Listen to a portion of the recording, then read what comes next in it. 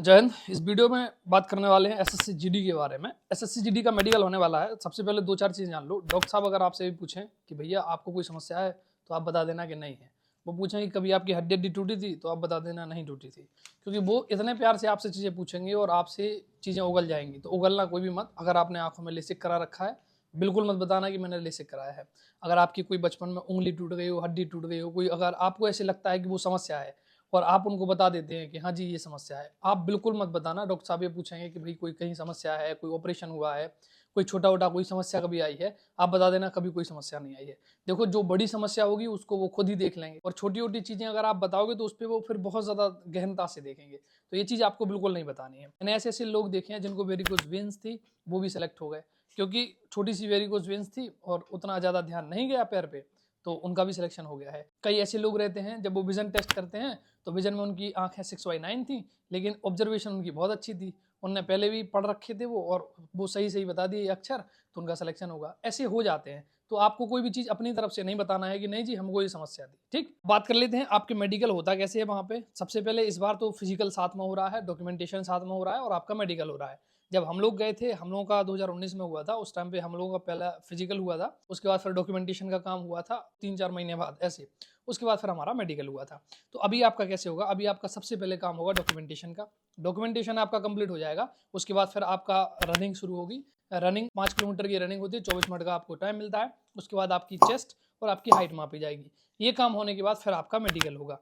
ठीक है, ये संभावित स्थिति है कि इस तरीके से पूरा सीक्वेंस से चलेगा। पहले डॉक्यूमेंट वेरिफिकेशन, उसके बाद आपका फिजिकल, और उसके बाद फिर जाके आपका मेडिकल। फिजिकल के बारे में मैंने सारी चीजें बता रखी है, नहीं देखी है तो मेरे चैनल पे जाना, आप वीडियो देख लेना, या प्लेलिस्ट में जाना, एसएससी जीडी 2024-25 ऐसा डला होगा, उसमें जाके देख लेना, आपको मिल जाएगी। फिजिकल की एक भी चीज आपको नहीं रह जाएगी। मेडिकल की भी बहुत सारे वीडियोज डली हुई हैं, लेकिन हम इस वीडियो में मेडिकल सारा एक एक करके सारी चीजें कवर करेंगे कि किस टाइप से वहाँ पे आपका मेडिकल होता है। सबसे पहले जब आप वहाँ पे जाते हो, यानी कि मेडिकल देने के लिए जाते हो, तो आप केवल अंडरवेयर में होते हो, बाकी सारे आपके जो कपड़े हैं वो उतार दिए जाते हैं बाहर ही। अब इसमें कोई शर्माने वाली बात नहीं है, वहाँ ना कोई शर्माता है, और बड़े आराम से वहाँ पे आपका मेडिकल होता है। तो कोई भी आपके दिमाग में ये चीज़ ना रहे कि कैसे होता है और हमें हंसी आ जाएगी, वहाँ किसी को भी हंसी नहीं आती है। जब आपकी अंडरवेयर भी उतारी जाती है तब भी किसी को वहाँ पे हंसी नहीं आती है, और इतना वो माहौल बना के ऐसे रखते हैं, उनको पता है कि आपको कैसे उन्हें हैंडल करना है। तो सबसे पहले आपकी आंखें चेक होती हैं। आंखों में 20 फुट दूर आपसे नंबर लिखे हुए होते हैं, तो आपको एक आंख ऐसी दबानी पड़ती है, आपको नहीं दबानी पड़ती है। वहाँ पे जो उनके असिस्टेंट होते हैं तो वो आंख के सामने ऐसे कर लेंगे, ऐसे कर लेंगे, और इस आंख से आपको पढ़ना पड़ेगा, और बाद में फिर वो इस आंख के सामने ऐसे कर लेंगे और फिर आपको पढ़ना पड़ेगा। अगर आप आंखों से दबाओगे तो दिक्कत होती है, इसलिए सिर्फ आंखों के आगे ऐसे लगा लिया जाता है और आपको पढ़ने के लिए बोला जाता है। डॉक्टर साहब होंगे, डॉक्टर साहब जो आपके शब्द लिखे हुए होंगे 20 फीट दूर, उन पे ऐसी उंगलियां रख के बताएंगे कि आपको ये पढ़ना है, आपको ये पढ़ना है, आपको ये पढ़ना है। अगर आपका विजन ठीक है तो आपका वहां पे सिलेक्शन हो जाएगा। आंखें चेक होने के बाद उसके बाद फिर आपकी होती है पूरी बॉडी चेकअप। बॉडी चेकअप में आपको पंजों के वाले से खड़ा कर दिया जाएगा 1 मिनट तक। तो अगर आपकी वेन्स फूलेंगी तो वहां पे पॉइंट दे देंगे, अगर नहीं फूलेंगी तो कोई भी आपको दिक्कत नहीं आएगी। और आपकी कैरी एंगल, आपकी नौकनी, आपका फ्लैट फिट वो पाँव उठा के देखते हैं कि इसमें फ्लैट फिट है कि नहीं है, या फिर हो सकता है कि आपको चलवा के भी देख लें, लेकिन डॉक्टर होते हैं उनको इतना अंदाजा लग जाता है कि इस बच्चे को फ्लैट फिट है और इस बच्चे को नहीं है, इतना तो उन्हें अनुभव है ही। फ्लैट फिट आपका चेक होने के बाद फिर आपकी नौकनी चेक होती है, बोलेक आपका चेक होता है। बोलेक चेक होने के बाद आपकी रीढ़ की हड्डी चेक होती है, सीधी है कि नहीं है, आपको झुका के देखते हैं। ऐसे आपसे कहते हैं कि आप अपने पैरों को टच करिए, तो उससे आपका जो रीढ़ का स्ट्रक्चर है वो दिख जाता है, तो वहाँ पे आपकी रीढ़ की हड्डी चेक हो जाती है। इसके बाद फिर आपकी उंगलियां देखी जाती हैं, 10 उंगलियां हैं कि नहीं है, ना तो ज़्यादा होना चाहिए ना फिर कम होना चाहिए। अगर आपकी एक आध उंगली हल्की फुल्की अगर कटी है या फिर हल्की फुल्की टेढ़ी है तो भी आपको कोई समस्या नहीं आएगी। खासतौर से जो जिससे उंगली से हम लोग बंदूक चलाते हैं, ये वाली उंगली ज़्यादा जरूरी है कि ये बिल्कुल सीधी होनी चाहिए, ये इसमें कोई ज़्यादा दिक्कत नहीं होना चाहिए। बाकी अगर कोई ऐसी उंगली है जो हल्की सी टेढ़ी है या फिर हल्की सी कटी है, बचपन में कभी टूट गई थी, तो भी आपको कोई दिक्कत नहीं आएगी। ठीक, उसके बाद फिर आपका चेस्ट टेस्ट वो कायदे से देख लेते हैं, और कि यहाँ पे कोई दिक्कत आपको नहीं है। फिर आपकी गर्दन वर्दन के पीछे जाके और सर पे ऐसे हाथ रख के वो सारी चीज़ें चेक कर लेते हैं। उसके बाद फिर वो आपके कान चेक करते हैं, कान में मशीन डालते हैं और कान के अंदर पर्दा देखते हैं। तो आपको कान में कोई ऐसी स्पेशल चीज़ कराने की ज़रूरत नहीं है, आप कान साफ करा के जा सकते हैं।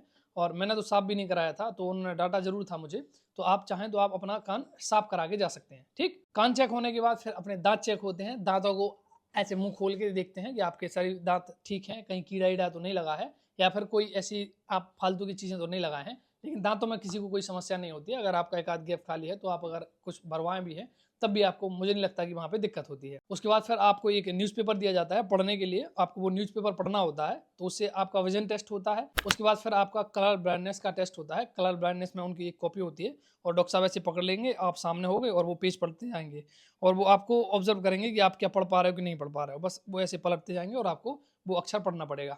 और अगर वहाँ पे खाली वाला आता है, ऐसे जिगजैग नहीं बना होता है, अगर वो आता है तो वो बता देंगे आपको कि अगर वो वाला पेज आता है तो आपको ये बोलना पड़ेगा कि ब्लैंक है। अगर कोई अक्षर या शब्द दिख रहा है तो आपको वो बताना है, ठीक। उसके बाद फिर आप लोगों के प्राइवेट पार्ट चेक होते हैं। प्राइवेट पार्ट चेक कैसे होते हैं, देखो मेल्स के प्राइवेट पार्ट आपको एक सेपरेट कैबिन में ले जाते हैं, एक लोग को ले जाते हैं। वहाँ पे डॉक्टर साहब हो सकता है आपको लिटा दें और लिटा के खुद वो चेक करें। अगर वो खुद चेक नहीं करते हैं तो आपको खड़ा कर देंगे और आपको खुद बताएंगे कि आपको क्या क्या करना है। ये मैंने एक वीडियो बनाई थी, आप लोग ये वीडियो देख लेना। वो उस वीडियो में मैंने सारी चीज़ें कवर करी हैं, किस तरीके से आपके प्राइवेट पार्ट चेक होते हैं वहाँ पे, ये देख लेना। आपका पाइल्स चेक होता है, अगर आपको नहीं पता है कि पाइल्स कैसे चेक होता है तो प्लीज़ ये वीडियो देख लेना, इसमें मैंने सारी चीज़ें कवर कर रही हैं कि वहाँ पे आपका प्राइवेट पार्ट कैसे चेक होते हैं। तो इस तरीके से आपकी पूरी बॉडी का चेकअप हो जाता है और जब आपकी बॉडी का पूरा चेकअप हो जाता है उसके बाद फिर आपको भेजा जाता है हॉस्पिटल। हॉस्पिटल में आपका ब्लड टेस्ट, आपका यूरिन टेस्ट और आपका एक्सरे होता है। वहाँ पे भी कोई बड़ी अगर आपको बीमारी है जैसे एड्स वगैरह है या फिर किसी को और बड़ी कोई अलग बीमारी है तभी होता है, बाकी नॉर्मल है। और ज़्यादातर 20-22 साल 25 साल तक ऐसे नॉर्मल रहते हैं, ऐसी कोई बड़ी डिसीज़ आपको होती नहीं है, ठीक। तो इस तरीके से आपका मेडिकल का प्रोसेस होता है। इसमें बहुत ज़्यादा आपको घबराने की ज़रूरत नहीं है। अगर कलर ब्लाइंडनेस अगर आपको है तब तो फिर देखो दिक्कत है। कलर ब्लाइंडनेस में किसी को कोई भी माफ़ी नहीं दी जाती है। इसके अतिरिक्त बहुत ज़्यादा नौकनी है। देखो नौकनी जो आप समझते हो वो नौकनी नहीं होती है। नौकनी कभी आपने अर्जुन कपूर को देखा होगा, अर्जुन कपूर जो बोनी कपूर का लड़का है उसको आप देखो, जब वो चलता है तो उसके बिल्कुल टेढ़े ऐसे पैर दिखते हैं, वो नौकनी है। हल्का फुल्का अगर आप खड़े होते हो आपके पैर भी टच होते हैं तो वो नौकनी नहीं है और उतनी चल जाती है, वो माइनर चीज़ें हैं और ये चल जाती हैं। जब बहुत ज़्यादा आपके ऐसे बिल्कुल टेढ़े पैर होते हैं तब आप दौड़ो, तब तो आपके पैर टच करेंगे तो वो नौकनी कहलाती है। और ऐसे अगर आपके हल्के से टच करते हैं तो ये नौकनी नहीं है और इसमें कोई भी बच्चे को बाहर नहीं किया जाता है, ठीक। तो ये अपने अंदर से आप डर निकाल दीजिए कि मुझे नौकनी तो नहीं है, बुलेट तो नहीं है। बहुत ज़्यादा होगा तभी निकालेंगे। और जो चीज़ देखो है तो है, उसको एक्सेप्ट करना सीखना कि अगर मुझे कोई डिसीज़ है और उसमें मैं बाहर हो रहा हूँ तो हो रहा हूँ, फिर कोई उसका सॉल्यूशन थोड़ी ना हो सकता है कि हमें ये समाधान बता दो। और मैं आपको बात बताऊं कि एसएससी में थोड़ा टफ होता है। जो बच्चे एसएससी में बाहर हो जाते हैं वो स्टेट में या यूपी पुलिस में, एमपी पुलिस में, कहीं पे भी वो स्टेट पुलिस में आराम से सेलेक्ट हो जाते हैं, क्योंकि स्टेट पुलिस में आपका जो मेडिकल है वो कम मांगा जाता है, उतना बढ़िया स्टैंडर्ड नहीं होता है, थोड़ा सा कम होता है। अगर थोड़ी बहुत चीजें अगर ऐसी हैं तो चल जाती हैं स्टेट में, ठीक। अब देखो मेरा सिर्फ आप लोगों से एक ही कहना है, बढ़िया तरीके से जाओ, अपना मेडिकल देखे आओ, अपना फिजिकल देखे आओ। फिजिकल 24 मिनट मिलने हैं आपको, ये नहीं होना चाहिए कि भैया हम तो 24 मिनट में कंप्लीट नहीं कर पाए। मैंने कभी भी कोई भी चीज़ ऐसी नहीं छोड़ी है जो आपको नहीं पता हो, सारी चीज़ें आपको पता है क्या क्या वहाँ पे प्रोसेस होता है। आप जाओ बढ़िया तरीके से दौड़ना, दौड़ कंप्लीट होने के बाद फिर आप लोगों का मेडिकल होना है। मेडिकल भी बड़े आराम से हो जाएगा, बिल्कुल भी डरना मत। जब वो आपके प्राइवेट पार्ट चेक कर रहे होंगे तब हंसना हंसना मत, नहीं तो 2-4 कान के नीचे बच जाएंगे, इसमें भी कोई दो राय नहीं है। तुरंत बच जाते हैं वहाँ पे, क्योंकि उनको इतने लोगों को हैंडल करना है। तो दांत मत निकालना, जो वो कहते जाए उसको करते जाना और चुपचाप अपने खड़े हो जाना वहाँ पे, ठीक। फिर जब आपका सिलेक्शन हो जाए, जब आपका मेडिकल कंप्लीट हो जाए, तो उसके बाद जो आप खुशी फील करोगे, जिनके अच्छे नंबर होंगे, वो आप नहीं समझ रहे हो कि आपके अंदर क्या खुशी फील होगी।